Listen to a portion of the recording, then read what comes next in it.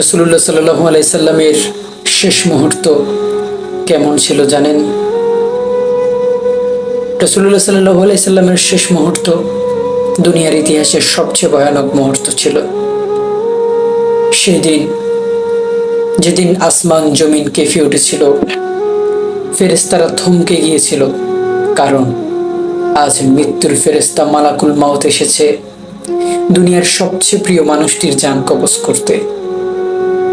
মদিনার সেই দুপুর, রাসূলুল্লাহ সাল্লাল্লাহু আলাইহি সাল্লাম বিছানায় শুয়ে আছেন, চেহারা বিবর্ণ, শরীর ঘামছে।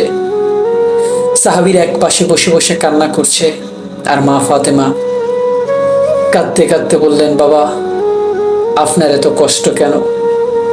রাসূলুল্লাহ সাল্লাল্লাহু আলাইহি সাল্লাম বললেন, ফাতেমা, মৃত্যুর স্বাদ এতটা কঠিন যে পাহাড়ের চূড়ায় যদি রেখে দেওয়া হয় তবে তা গুড়িয়ে যাবে।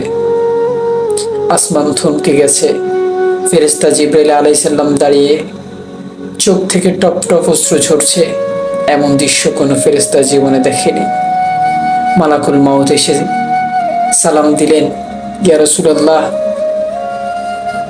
আল্লাহ আমাকে হুকুম দিয়েছেন আপনার রূহ কবজ করতে।